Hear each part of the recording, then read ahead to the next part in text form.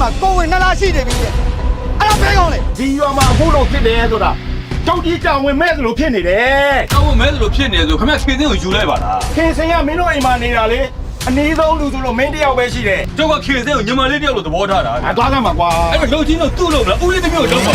မင်းမနေရတာ အဲ့ဒီလူမျိုးမှရှုပ်လုံးပေါ်လို့ကတော့ငါနဲ့တွေ့မယ်အဲ့ဒီလူမျိုးမှငါနဲ့တွေ့မယ် မင်းတို့ကငါထိုးအောင်မှာမဟုတ်ဘူး ယူပြီလားမယူနိုင်ပါဘူးဘာကိစ္စယူပါမှာ ရဲဝင်နင်လှုပ်ချင်တိုင်းလှုပ်ဖြစ်ချင်တိုင်းဖြစ်ပြီးမှနင်တာဝန်မယူလို့မရဘူးဟဲ့ ငါသားသမီးကိုအနိုင်ထက်စင်းနေလှုပ်ပြီးတော့အပိုင်သိမ်းထားတာတောင်းယူရမဟုတ်ဦးလေးတဲ့အဲ့ဦးလေးသိလား တော်တော်မရိုက်တဲ့ကောင်ကွာ ခေစင်းရဲ့ကိုယ်နဲ့ကျွန်တော်နဲ့ဘာမှမဆိုင်ဘူးမနေ့ကညခိုးပြတယ်ဆိုတော့အဲ့မတော်တဆဖြစ်သွားတာအဲ့ဒါနေပဲကျွန်တော်ယူရတော့မှာ အဲ့ဒါနဲ့ပေးရမဟုတ်လေ အဲ့ဒီဘောက်တယ်ဟမ်ဘောက်လောက်တာလေငါတို့လုပ်တော့မယ်ကြောက်ပေးလို့ပြောနေအဲ့ငါဟာ ငါပိုက်တယ်သူကလေးတဲ့ဝါ ငါတို့အမှန်တရားတစ်ခုဘယ်ဘာဖြစ်လို့အခုချိန်นี้မသိကြအောင်စောင်းနေရ ဒီအမှန်တရားဆိုတဲ့အရာကိုသိပြီးကြတဲ့ငါလှုပ်တဲ့လှုပ်ထိုက်တဲ့အရာတွေကိုငါလှုပ်လိုက်တာပဲ ဒီလက်ဘက်ကဘယ်လိုလုပ်ပြီးနေစီပြန်အောင် ခင်စိမ့်လက်ထဲကိုရောက်နေတာ ဒါလိုက်ကြပါ ဘယ်ပါဦးလဲဟမ် ခေစင်းတဲ့ကလေးကိုလာခေါ်ရလေကွာ ငါကလေးကိုရောခင်စင်းကိုပါ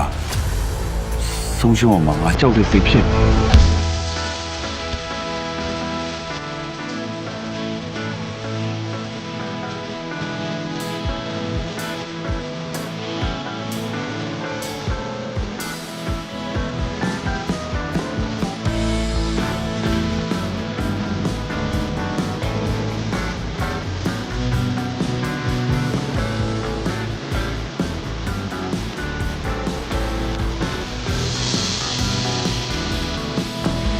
ဒီတင်းတင်းကိုကြောက်ခဲ့ဒီမှာ